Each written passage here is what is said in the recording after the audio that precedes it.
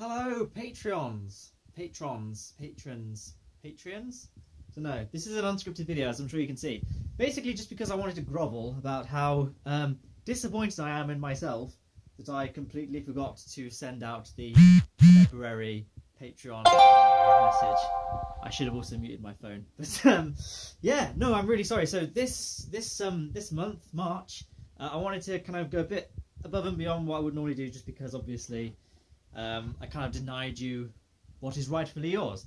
I'm kind of doing this from my bedroom, hence why I can't really write a proper email, because I've got my laptop down there, but it's not very good. So I think it's just easier. It'll be painless for all of us if I just vlog it like this. And maybe you prefer a vlog format. Let me know. Email back. Reply to this email. Sorry, just suppressing a burp. Yeah, email me back saying if you prefer a kind of a vlog rather than an email, because this is easier for me, and I feel like it's a bit more personal. I mean, it's still a very one-sided conversation because I'm just rambling, but the Patreon mail before was always kind of just a stream of consciousness, like what's good. I've noticed now that I'm actually going half this video is just me in silhouette, half of it isn't. I think I just prefer just pacing when I'm coming up with commentaries. I'll often pace back and forth, kind of running through things in my head about how I'm going to say it. Fun fact about a commentary I did, well, as of recording this vlog, it would have gone up on yesterday, the Soviet Moon mission, which actually is doing pretty well so far. It's on 26,000 views, and that's only sort of less than 24 hours ago. So I don't really know. I don't really pay attention to what my numbers are. But Marcus House sent me a text saying, "Oh, your new video is doing really well." So I guess people have kind of pointed out, and Shadow Zones did the same thing. So maybe other people have kind of liked it. I didn't think it was that good, to be honest, the commentary. You'll notice how, because obviously I'm at my parents' house right now. This is my room, by the way, that I grew up in. Yes, people pointed out, I've just completely lost my train of thought. Yeah, so anyway, I had to rush to get that video done, so I kind of did all the research on my lunch break at work on Wednesday, filmed the mission Thursday, recorded the commentary, edited on Friday.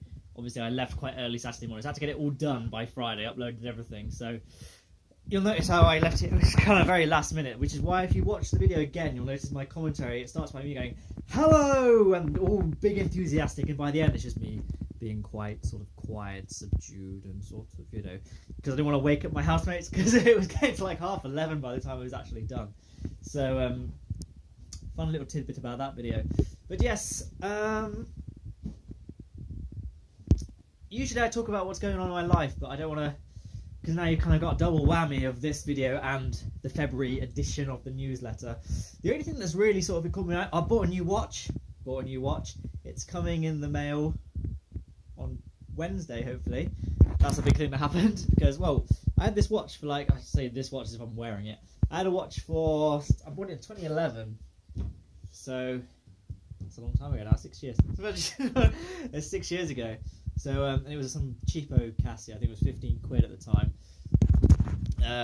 You can still buy it, and so I decided I'm just going to get another nice, cheap one, just functional, I just need it to tell the time, no bells and whistles. Anyway, the one I've got is like solar powered, it tells you the cycles of the moon and the tide, because I live in a coastal city, so I'm like, maybe one day I'll need to know what the tide is like, so it's just kind of all spiraled out of control, really. Don't worry, I didn't use any of the Patreon money to pay for this ridiculous watch, but it's a Casio G-Shock something.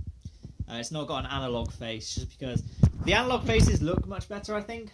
Analog watches look nicer, but digital watch is just more functional, because you can just at a glance see the time more quickly, and things like the stopwatch feature, which I use quite frequently, it's much more easy to see, whereas the analog ones, it's not the hands don't glow in the dark unless you're going for like the £500 models, which I didn't pay quite that much for mine.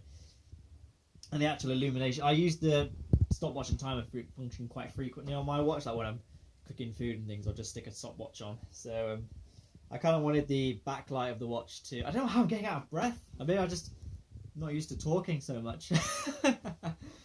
That's probably hard to believe if you watch any of my content. But yes, Collaboration Station has not come out yet. In fact, it probably won't have come out for you yet, unless I've been horrendously bad at getting this thing uploaded on time and sent out, which hopefully isn't the case. Maybe I could do a room tour. This isn't actually the room I grew up in. Like, it is, but this was all when I moved to university. I used to have the layout used to be, if I can, I haven't really got a selfie stick or anything, but where these wardrobes are and everything, this used to be a bunk bed. Then underneath there was a desk and like a futon bed just here, like here, and then all this stuff here was along this wall. These shelves were here, and the desk was also underneath the bunk bed. So this area was just like, I had a TV there with the GameCube underneath it, and I had a lot of Kinect models at the time. In fact, we have them here! My old toy box! We could have a look through. So I was like definitely Kinect guy when I was growing up. In fact, we've still got one of the guns I built. I've just broken it. I used to build Kinect guns before I became an adult. And they actually worked. So this used a ratchet mechanism. So you basically, what you do is you put an elastic band here and run it around the back, and then the trigger would be elastic powered as well. So this thing, so you see how you can't really move it, but so the elastic band we're pulling on it, you pull the trigger. I don't really know how much the camera can see here, but the idea is you pull the trigger, and then it releases that ratchet. So it would fire the elastic band forwards along here, and meanwhile the ammo would have a bit sticking up. So the elastic band would get snapped off here.